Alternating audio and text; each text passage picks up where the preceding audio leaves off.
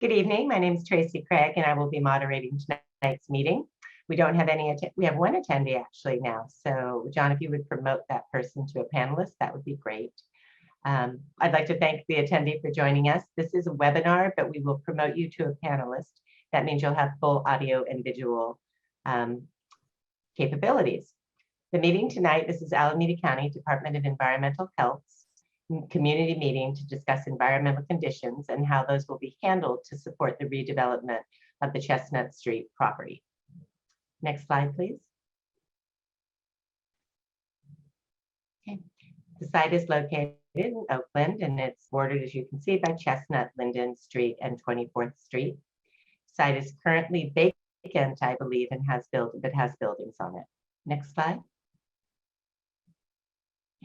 Couple things to note: the property is slated to be redeveloped into market rate housing. The development itself has been approved by the City of Oakland. The meeting tonight is to discuss environmental issues. The site has some contamination that will be cleaned up to support residential development. It's important to note that Rios Capital, which is the developer of the property, did not contaminate the property, but they are addressing the contamination voluntarily so that they can build this project. Okay, next slide. And you know, I just realized I went right into this and didn't introduce anybody. So we have with me tonight Drew York, who's the project manager for Alameda County Department of Environmental Health. We also have the developer with us and the developer's environmental consultants. And they will introduce themselves when we get to the questions and answers if they have questions. So now I'm going to turn this over to Drew York, project manager with Alameda County Department of Environmental Health. His presentation is about 15 minutes. We will pause at any time. If our attendee has a question, you can raise your hand. You can type your question in the Q&A box or type it in the chat box. Again, I think we were going to promote that person to panelist. John, could we do that? We have a new attendee actually, but I've offered them to be promoted to as a panelist as well. Great. So we have a couple people attending. So you can stop us anytime with questions. You can just unmute and ask the question, or you can raise your hand and I'll call on you. And we'll stop continually through the presentation to answer questions. We also have time at the end to take any kind of input that you have. So Drew? Yeah, thanks, Tracy. I wanted to thank Mary Lee and Karen, the attendees, for showing up. We do really like when we can interact with the community, and the community can interact with us and ask us questions. So thank you for showing up. This slide here shows basically a lot of the players with the redevelopment project. You have the development team. The developer is Riaz, they're the property owner as well. And then they have environmental consultants. They also have the general contractor that oversees the construction. From the regulatory side, you can see us, which is Alameda County Department of Environmental Health. We oversee the investigation and cleanup of contamination that's in the subsurface, so that's beneath the ground. And then the mitigation of risks associated with exposure and migration of that subsurface contamination. What we don't oversee, and you'll see the other players here, the City of Oakland, they oversee abatement, lead, asbestos, PCB abatement. They are responsible for the planning and zoning approvals, the structural and architectural plans, and the general construction. You'll see Bay Area Air Quality Management District. They're responsible for the dust during the above ground construction activities. And then also stormwater runoff and other things like that are also overseen by the Regional Water Quality Control Board. Next slide. So the first phase of the project is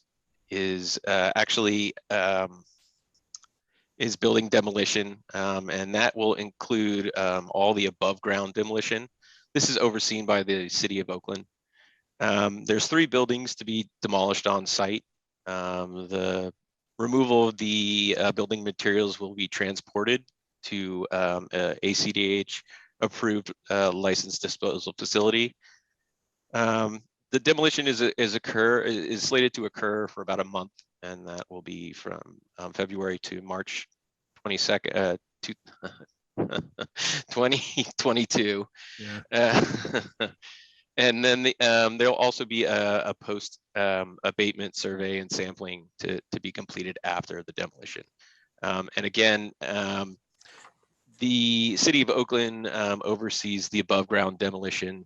And then with the underground foundations and other building features such as piping and things like that, ACDEH organization oversees that. Next slide. So this case was, site investigations under this case was actually done under a different case number when the previous owner, Dalzell Corporation, had owned the property. And Riaz was was working with the previous owner and then purchased the property in April of 2021. During that time, they had submitted a corrective action plan and a corrective action implementation plan. And then in April, we had approved those. The corrective action plan, or also referred to as a CAP, presents proposed corrective actions to mitigate impacts in soil, groundwater, and soil vapor. And then the corrective action implementation plan, also referred to as a CAPE, presents the details, the plans, specifications of the corrective action presented in the CAP. Since ACDEH conditionally approved the CAP and the CAPE, the developer and their environmental consultants have conducted multiple meetings with us, and they'll be submitting a revised CAPE, which includes an updated soil and groundwater management plan for additional community protection measures. Next slide. So within the approved remedial actions, for soil impacts, there will be remedial excavation as deep as 14 feet, and those are in 5 locations across the site. There will be some capping and consolidation of lead impacted soil, which will be capped with clean soil. Some of the impacted soil will be transported to a licensed disposal facility that's approved by us. And then within the excavations, there'll be confirmation sampling. Based on those results, there may be additional excavation conducted.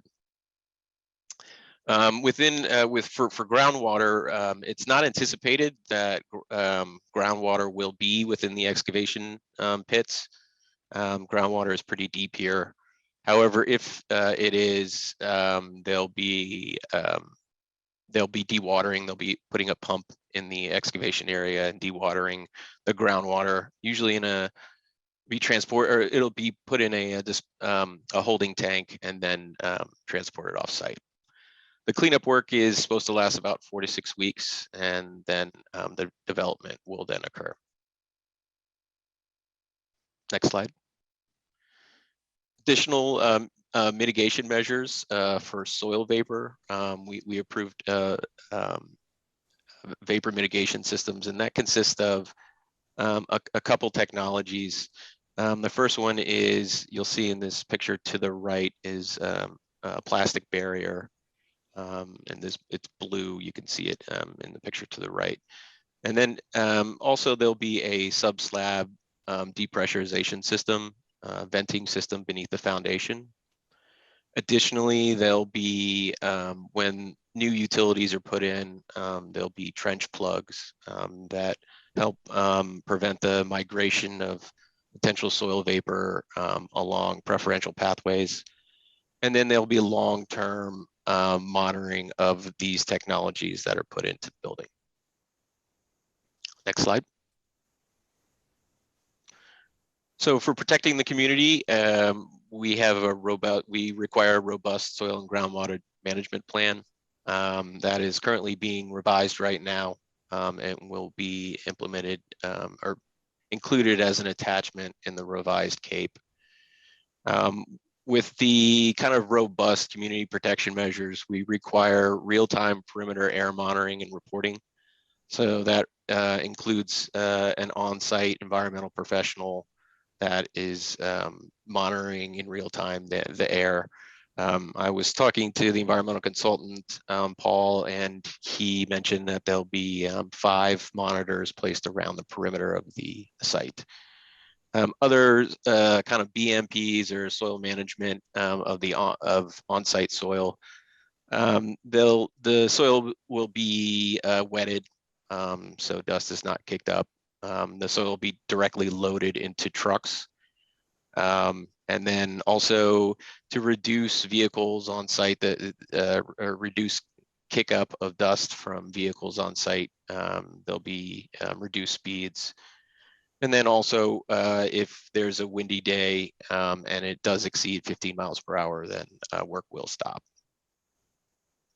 Other things which we'll talk about in the next slide will be ensuring equipment is free of soil before leaving site. And a lot of that deals with like the trucks that are on site.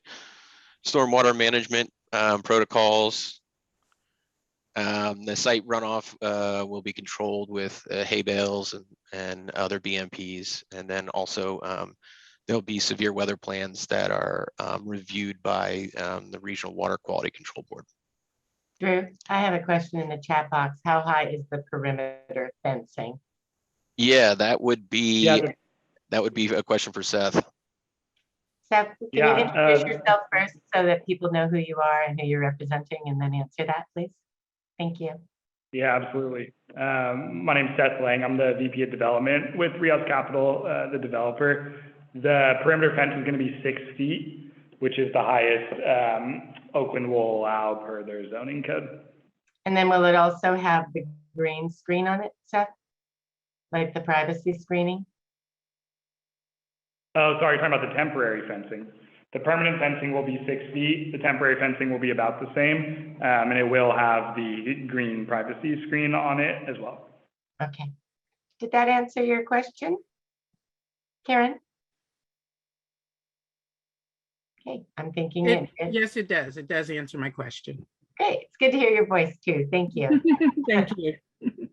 All right, Drew, please continue. Sure, and the last bullet here, there will be signage around the perimeter of the redevelopment site for numbers for Tracy, us, Alameda County, and a complaint number if the community needs to communicate something to the developer.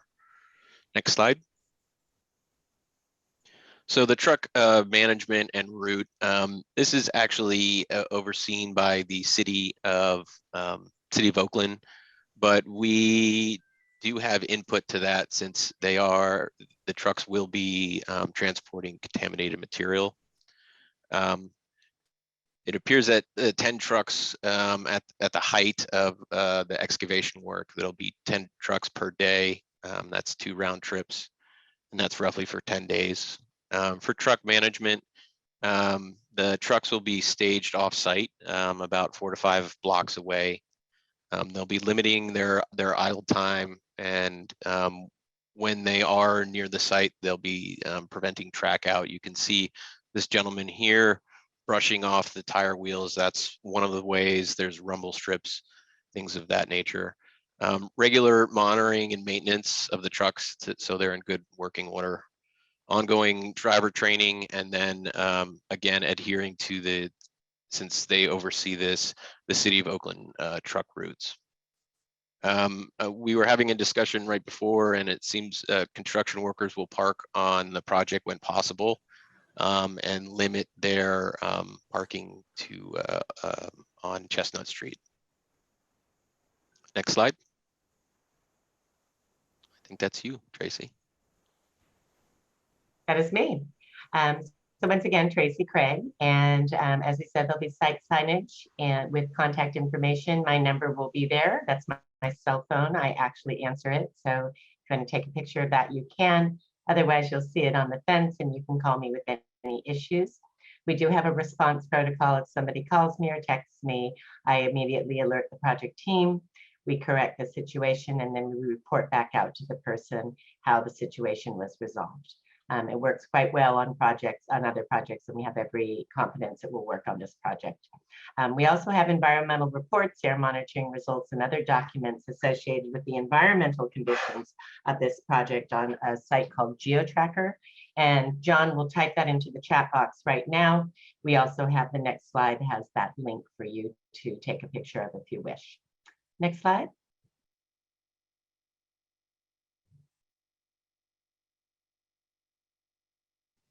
Our schedule. You can read the schedule. So I think the most important thing that you need to know is that the Alameda County Department of Environmental Health will be approving the corrective action implementation plan. So again, the kind of guts of the plan, how the work will actually be done by March. Structures will be going down. That's actually overseen by the city of Oakland, but there will be a hazardous, an assessment of the hazardous material that will all be taken out beforehand. So when that demolition is done, there won't be hazardous materials included in that. Environmental cleanup work begins in April and goes through June. You can read the rest of that. Important that communications will be ongoing. Before the environmental work starts, we'll be sending out a work notice to the community. If you'd like to be put on an email list, please go ahead and type your address into the chat box and we'll add you to the project email list. Work hours as approved by the city of Oakland are 7 a.m. to 7 p.m. Seth, I think it's fair to say usually you don't start any noisy work until about 8. Is that correct? Correct. And then on Saturdays as well, they've been approved to work. And then next slide, John, and I think that's it. More information. There's my name, Drew's name, the project manager, and then of course Seth Lang, who is with Rios Capital, the developer. The first slide, the first piece of information there, GeoTracker, is where you would find the actual reports for the site. And again, those are the environmental reports. That's what Alameda County oversees. For actual construction information, that would be through the city of Oakland. If you need a link or information for that, feel free to call me and I'll put you in touch with the right person. So that sums up our presentation tonight. We'd love to hear if you have questions or want to share input. We do recognize that there's a school across the street, Envision Academy, and our trucks will not be interfering with school children going to and from school. We'll be turning into the site before they actually reach the school. So I will end there. And the last thing yes, sorry, go ahead. Please. I just wanted to clarify one thing on the schedule. John, if you don't mind going back up one slide. I think for anybody that was wondering, so the way we're going to sequence this is to demolish the vertical buildings above the foundation first, which is the demolition of on-site structures. And then we'll move into demolishing the existing foundations and the rest of the concrete and asphalt, as well as do the remediation work pretty shortly after that. But just in case anybody's wondering, there will be some activity to demolish the building and then some more to actually do the demolition of the foundations and the cleanup of the environmental contamination. And we are planning to start demolishing the vertical structures probably about the 3rd week of February, and are getting all that coordinated with our general contractor. Thanks, Seth. Okay, I think that's all we have for presentation, and I will turn it over for questions. If you have a question, please feel free to just unmute yourself, or if you don't want to talk, you can put it in the chat box, and we'd love to hear from you. So Karen Todd, once again. Hi, Karen. Hi to everyone. And 2 questions, Okay. or two concerns. Okay. And my property, my backyard would be right opposite the parking lot. Okay, just so you know. So John's going to go to the site view so we can. Because I was in the earlier meeting last year, and so I know, where that is. You can see I'm at 1078 24th Street, so it's near the parking lot. Okay. Okay. one question with and this is probably towards Seth, I'm not sure who else, but Yeah. in demolishing the buildings, I have a concern about, since they've been empty for a while, about like rodents or anything like that. Is that part of something that you normally do when you're going into a vacant space first, so that we just don't demolish and then all the rodents run to all our homes? That's a good question. Very good question. It's a great question. Yeah, that is a good question. Hey, Seth, I'm gonna Um, ask you to put your face in front of your camera. We're seeing like just your left ear, and so, yeah, okay, now we see you. That's better. That's good. It was bothering me, sorry. Perfect. Okay. I've got a speakerphone on my right and my computer on the left. Yeah, very good question. I think in the site observations we've done of those buildings, we haven't seen any rodents. So we don't honestly have like a current plan for remediating those because we haven't noticed them. I think it's something that would get brought to our attention if anybody on site, including our construction management team, who's the owner's representative, notice something like that. You know, we also have been a property management company historically, and so we have pest control vendors and contractors and things like that that we've worked with. It's honestly not a problem I've ran into on demolishing a building, but I could definitely see how it's something that could happen. Is that something you've seen going on kind of around your building or our site by any chance? Well, what I've always noticed, there would be rats going down the fence in the back, okay? Sort of traveling, not huge packs, but still there were rodents that would crawl down the fence. And yeah. You know, so that was of concern. And then on running through, well, I have construction or work going on both sides of my property right now, you know, on both neighbors. A new house being built on one side and the other house being renovated. And so we are actually seeing some rodents, you know, coming out. So just Yeah, Karen, on a personal level, I had a hoarder behind me, and I had the same thing. I had rodents crawling on my fence. So I gave a call into vector control with Alameda County, and they come out and will set traps. So that's one possible way to help mitigate that. They will come out. You can call them, and they can set up traps. thank you, Drew. That's real helpful. Sure. Appreciate that. And then my second, sure. And then thank you for answering that. I want to move on to my second thing. It's a question about the lead.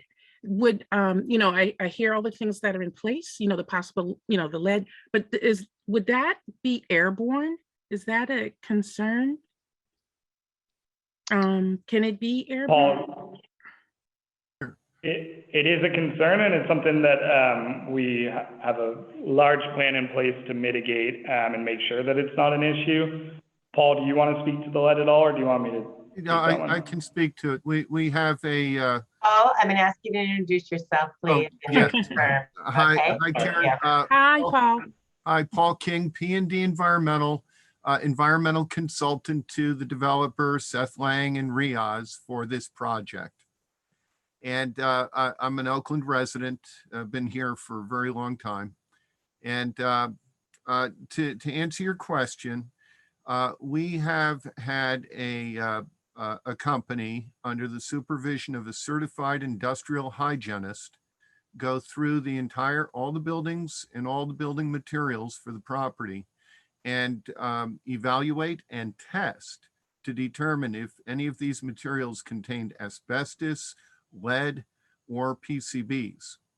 The test results have shown some areas that have elevated concentrations, and Riaz Capital is in the process this month of hiring a certified company to come in and remove those materials before the demolition occurs. Okay. And once these materials have been removed, it's called abatement, right? Once the abatement is completed, we're going to have the certified industrial hygienist company come through again and inspect to make sure that all those materials that they identified during their inspection have in fact been removed.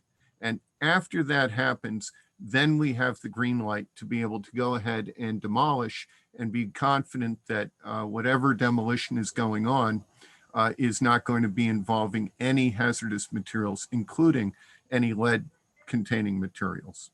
Thank you, Paul, for answering that. Then I'll tell you what my real big concern is having edible fruit and vegetables that I have in my yard, and that's adjacent that. So I'm concerned,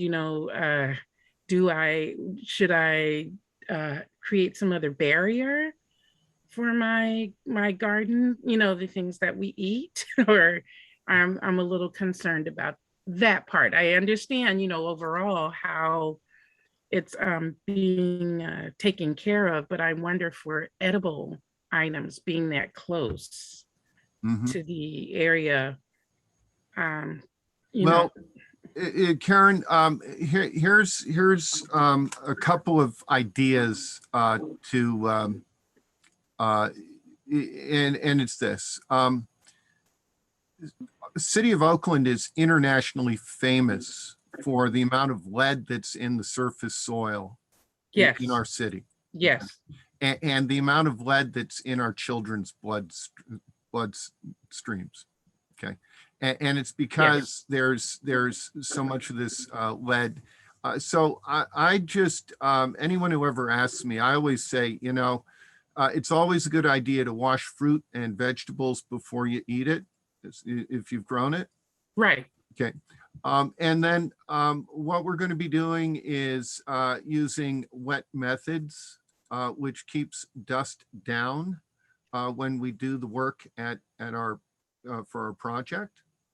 So between this I think precautionary measure of just always wash your fruit and vegetables, and then the work that we're going to be doing, which is to remove any hazardous substances from the building materials before we demolish, and then doing our work in a way that not only are we doing it with to reduce or eliminate dust, but then also once the buildings are removed and we start doing the work for the grading and the removal of contaminated soil at the site, we will have air monitoring stations on each side of the property, including one in between us and about where your house is. Okay. So we'll be monitoring those, and those monitors are operating full time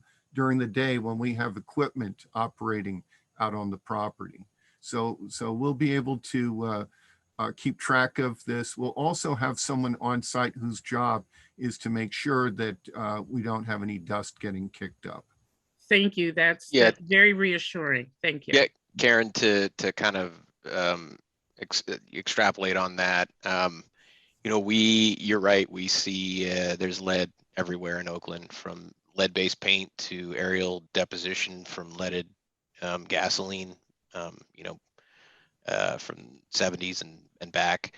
So, we take the community protection measures very seriously, and what Paul said, is pretty robust, where we require the developer to have on-site personnel that has the authority to shut the project down if one of those air monitoring sensors is triggered.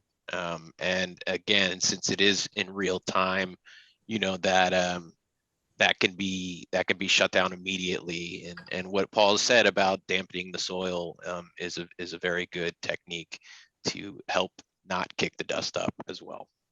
Thank you. It's very reassuring to hear this. Thank you. Karen, did you want to put your email in the chat? We won't give it to anybody else, but that way we can email you updates. Sure. No. And there's two things I do want to say, that the air monitoring will be taking place during the environmental work, right, Paul? Correct. But then it will transition to regular construction work. And then Alameda County won't be overseeing that. That will be the Bay Area Air Quality Management District. So I think, you know, once we get out there, I think just stopping by, saying hi, introducing ourselves to you will go a long way, because that way you can just yodel over the fence if something isn't going well or you need, you know, you're not happy, and we'll That's make sure true. it gets taken care of. Thank you. So, but I just wanted to make sure that you know, so the air monitoring is only during the environmental work, then those will come down, and then we'll have to have another plan in place. I don't think it will be dusty. They'll take lots of precautions using water and things like that, but nevertheless. Thank you. Okay. Okay, other questions? Or you're our only attendee now. We love you. Karen, I was also just gonna say, if, Oh, you know, this is Seth again, if you run into more rodent issues or anything like that, once we start, feel free to always reach out to myself or Tracy. I think the vector control thing is actually a good idea I didn't think of, but like I said, if it's something we need to deal with some vendors that we have and it becomes any sort of an issue, just let us know. okay, I won't hesitate at all. Good. You guys are aware that Chestnut Street is so full of so many cars that need car abatement. Yes. Okay, all right. Yeah. I mean, all over Oakland, I know, but it's like Chestnut Street has a heavy impact of it. Yeah, They're not moving. Exactly. not for Okay. not for 2 I've years talked- in some case. Crazy. I talked to a few of the folks in the RVs in front of our site, who have assured me that they will move when we start getting in there. And then we've actually filed, you know, a number of notices with the city on some of what looks like the abandoned cars that have been there for a couple of years. Unfortunately, those things do not move very quickly, but it's something we'll continue to try to get the city to help us get towed, as we're out there. Unfortunately, we can't tow them. It has to be the city. Right, and I know the city is just so backed up right now. Mhm. Yeah. Yeah. Other thoughts or questions, Karen? Nothing else, thank you. Well, I would just like to recognize you have a beautiful attitude, particularly with construction on your left, right, and now your backside. You're really quite impressive. So I bet you're a fantastic neighbor. I'll take that. I think you are. So, and I have your email. I will email you my number, and you can call me anytime about anything with this. And if you have any questions that you wish you had thought of that you didn't ask, let me know, and I'll get you in touch with the right person. I'll also send you the link to this wonderful presentation and meeting tonight. So if any of your neighbors want to see it, you can share it with them. Thank you. I do appreciate that. All right. Well, we appreciate your time, and thank you so much. All right. Good night.